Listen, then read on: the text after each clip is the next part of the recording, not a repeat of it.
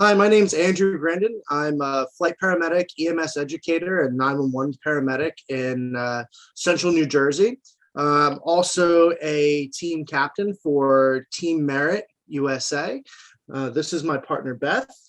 Hi, I'm Beth Blizzard. I'm a 911 ground paramedic. I've worked in New Jersey, Pennsylvania, and Virginia. I'm also an EMS educator, and I also compete for Team Meret. Having the Ventway Sparrow Ventilator was a huge advantage for us kind of going into competition as we look to deploy this in the street. These are examples of two of the bags that we carry. This is our traditional ventilator bag that fits many of the traditional turbine and piston-driven ventilators that you guys may be familiar with.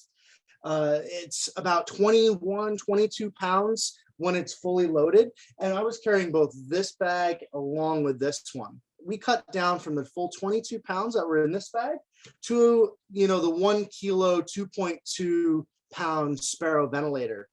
And as you see, as we open this up, you're able to see that we're able to fit all the components that we needed to ventilate an adult, our tubing, our oxygen tubing, the ventilator itself, and along with our oxygen bottle to deploy for simulation. And we didn't have to take anything out of our bags. Using the Sparrow on an actual patient was also really easy. I used it on a patient in our competition, and I was able to get it on within a couple of seconds. A few things about the Sparrow make it easier than vents that we've had before. Control-wise, it has a single dial that controls most of the settings, and you can see all the settings on this one screen without having to click through any menus or look for things that aren't on that screen, which makes it super easy. It's also easy to set for the patient because it has presets based on patient weight going all the way down to 5 kilos. So it was very easy to program for the patient, and I was able to apply it and have it ventilate the patient very quickly.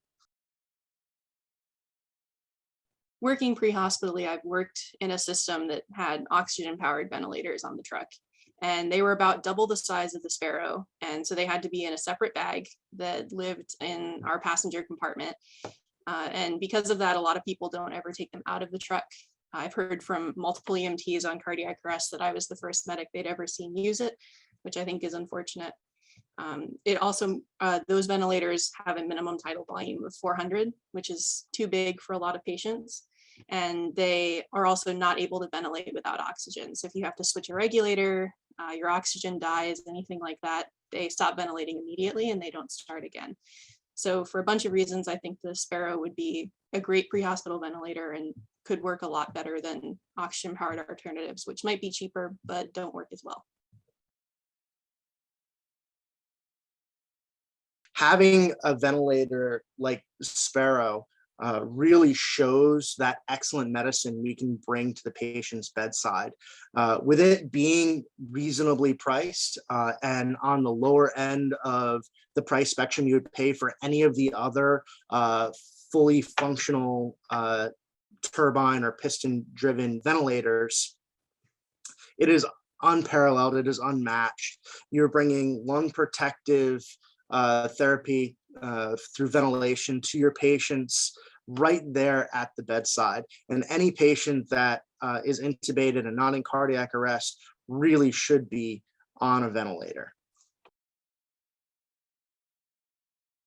Absolutely. Any way that I can get this level of care to my patient's bedside as quickly as possible without risking injury is a win by me.